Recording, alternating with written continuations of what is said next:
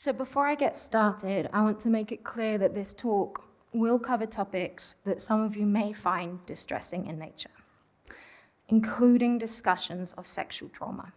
So if you need to leave at any point, please do so without hesitation. Imagine waking up in the body of a stranger. You look in the mirror and you recognize your face, but it looks different.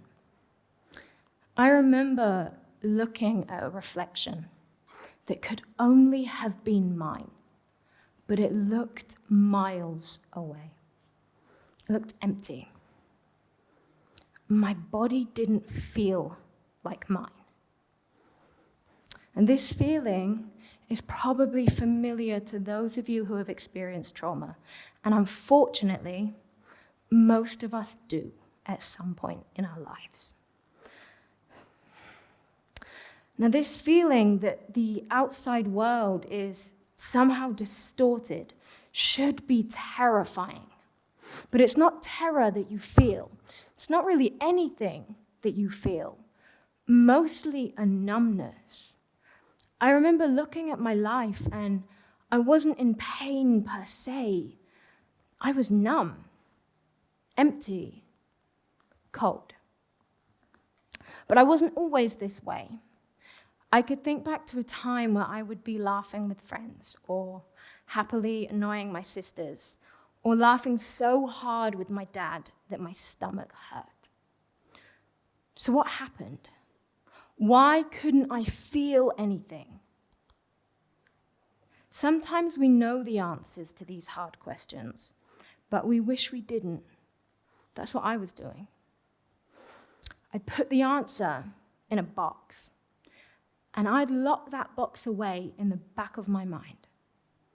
And I'm sure we've all done this at some point, right?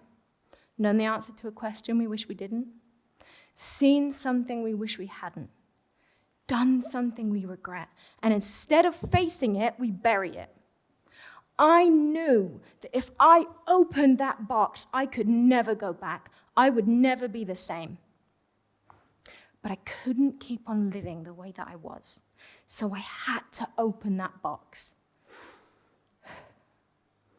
When I was 20 years old, I was raped. And the reality of this was too much. Our parents warn us about the bad in the world, the monsters under the bed, the stranger in the alley, the man asking us to get in his car. But what we fail to realize is sometimes we open the door to the bad people, we trust them. Sometimes we love them. I knew my attacker. I trusted him. When the world was unsafe, he was a source of kindness. But that day, the world had taught me that no matter what I did, no matter who I trusted and who I did not, I was not safe. Somebody could take anything they wanted from me. All they had to do was decide that they wanted to. I was crumbling into pieces. And as I was picking up those pieces, more pieces were crumbling. And there was going to be nothing left of me. So my brain knew I was heading for a breakdown or worse, because thoughts of ending my own life were the only comfort that I had. So it did the only thing that it knew how to save me. And what it did led to those feelings of emptiness and numbness. It went into emotional shutdown. Before I talk about what emotional shutdown is, there's something you need to realize first. As human beings, our most basic nature is to survive by any means necessary. So evolution has equipped us with an underlying circuitry that allows us to respond unconsciously and automatically to perceived threats, our fight, flight, or freeze response. But we also have enhanced memory consolidation during exposure to a stressor. If something is a threat to us, it's advantageous for us to remember that that thing is a threat. I touch the hot stove once, and I don't do it again.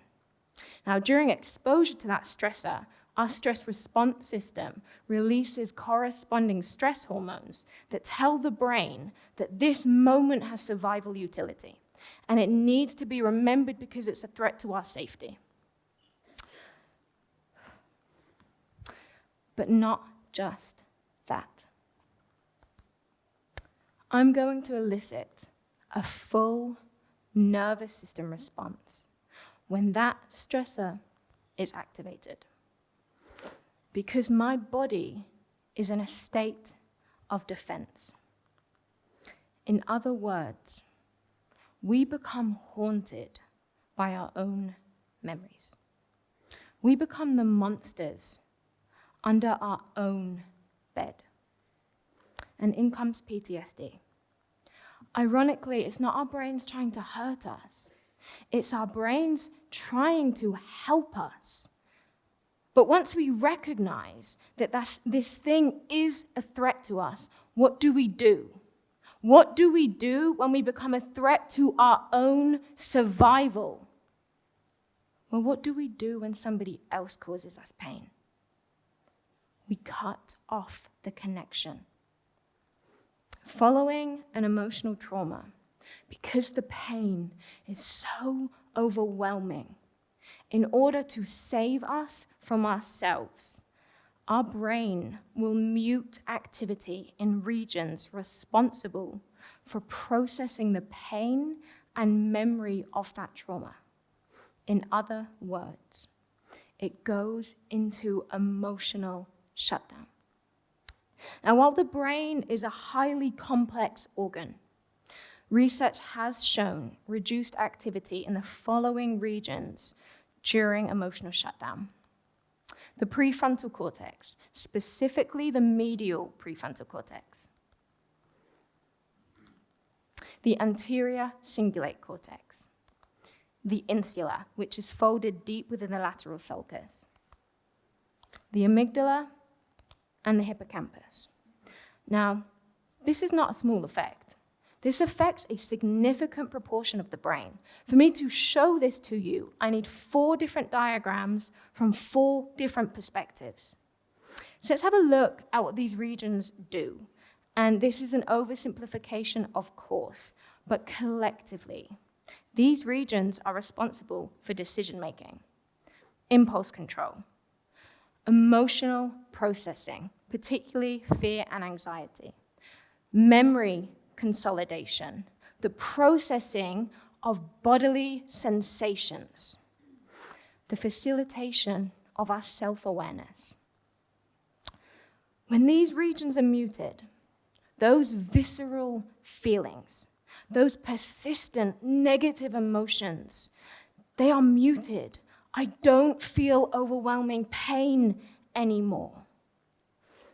We've created our own opioid.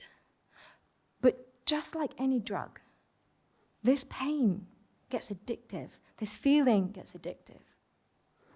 And even when we are emotionally and psychologically strong enough now to deal with that trauma, it's easier to stay numb and avoid opening the box. Here's the catch. These regions are responsible for the richness of our experiences because they don't just facilitate negative emotions, but all emotions. And our emotions give our lives color. Without them, they would be gray and dull. They're also the regions that when I ask myself, who am I? They tell me. And we have locked them away with our pain. This emotional blunting is the reason why individuals report feeling numb and empty after trauma. We give up pleasure and presence in fighting pain. When we recognize this, it's clear that the loss of identity felt after trauma goes far deeper than just being hurt or feeling lost. It's driven by a biological drive to escape the pain of trauma. So if you're looking back at behaviors you engaged in when you were trying to cope, maybe behaviors you're engaging in now, I hope this brings you a level of awareness as to why you don't feel like you. And I know just saying this isn't enough. I get it. I lived here for years. My body wasn't a home. My body was a cold, empty house that I survived in for years. But it doesn't have to stay this way. In fact, research has shown that active introspection and mindfulness are useful practices for re-engaging those regions. And if you've just heard the word mindfulness and rolled your eyes, that I get to. I've always been skeptical of mindfulness practice because I associated it with pseudoscience and spirituality for a long time. And if there's one thing you need to know about me, it's that I'm not a spiritual person. I believe in facts and evidence, which is why eventually I could no longer ignore the literature on mindfulness, including research showing increased activation in the insula, which is important for self-awareness and self-reflection. Increased gray matter density in the hippocampus, important for learning and memory. And a stronger coordination between heart and brain after mindfulness practice. Now, there are a number of ways you can practice mindfulness. It's not just meditation, and I encourage you all to go and do research as to what feels right to you. But techniques I found to be particularly helpful are grounding techniques. These involve engaging our senses to ground us in the present. Other techniques involve mindful movement, for example, yoga or Tai Chi. These help us reconnect our body with our emotions. But the point is, it can be done. We can reignite activation in those regions that we shut down when escaping our pain. But it isn't easy, and it doesn't happen by accident. Time doesn't heal all wounds. It doesn't get better just because time has passed. It's an active, thoughtful, and effortful process. You have to first decide you are ready to open that box. You are ready to face that trauma. You are ready to face your shame. You are ready to face yourself before you can learn to control your emotions. I want to leave you with one last thing. If looking back at your behaviors that you engaged in when you were coping brings you shame, know this: it was not weakness that drove you to escape your pain, but strength. The strength to do what needed to be done in order to survive. An adaptation so strong that it changed your brain. You should not feel shame for this drive to survive. But we deserve to be present in our lives. We deserve to live in color. And it can be done. We can reboot activation. We might just need some help to do so. Thank you.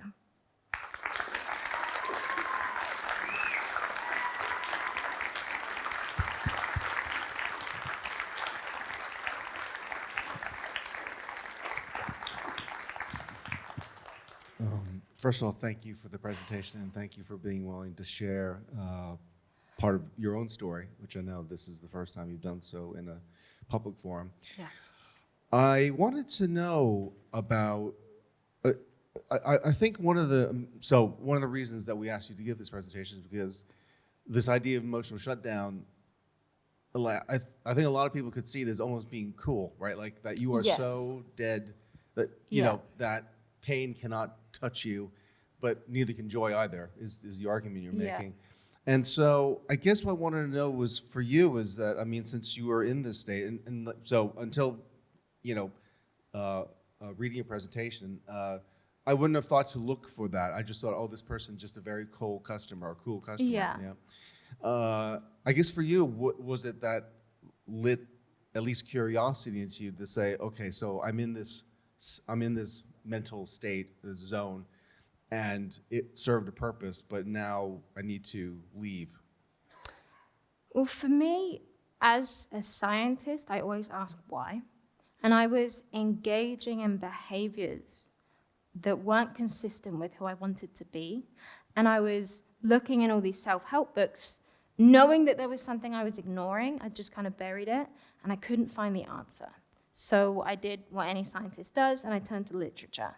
Right. And I tried to help myself through an understanding of, why am I behaving this way? What if I was a data point? What would I tell that data point? And all, roads led this way. And eventually, I was just faced with too much evidence of, it's me that's the problem. I'm looking for an answer in something else. And I knew that if I wanted to be the person that I felt I could be, I had to face myself. Okay. And you talked about, I'd love to talk a lot more about the techniques to arise out of this, if you will. But I thought, to me, another problem seemed to me is that, let's assume that you could now, with this, this understanding that you now see potentially other people in your circles, like, Yes. they could be in an emotional shutdown. So there's really two questions there. First of all, are there any clear signs? Is it something that you should actually try to, but provoke a discussion?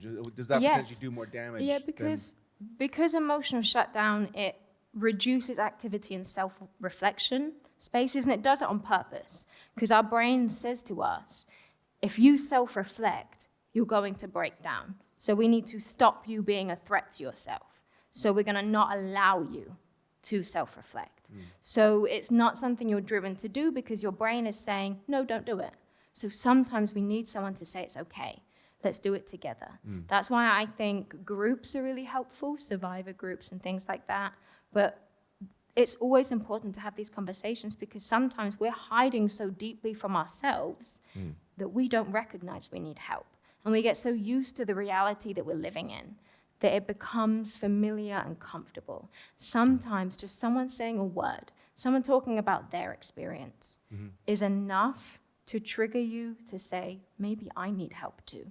Okay, and then finally, for you, obviously you kind of realized you're in this Yes. situation, and you obviously started to do the work to arise from it.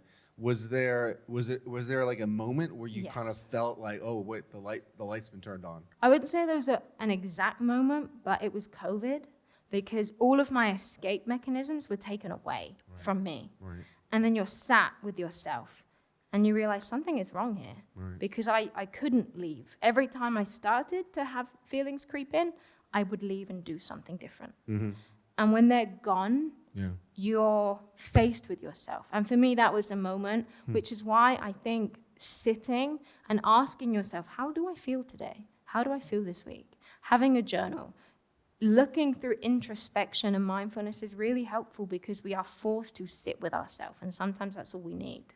Right. So I guess a lot of the tools of the modern age are, to some extent, a Yes. detractor, a distractor from the because pain or some of the signs, because you can get on a flight or get on your phone is obviously the more obvious Why answer. would I self-reflect when I can scroll through TikTok? Yeah. Indeed. Okay. Abby, thank you so much. Thank you so Really much. appreciate it. Cheers. Thank you.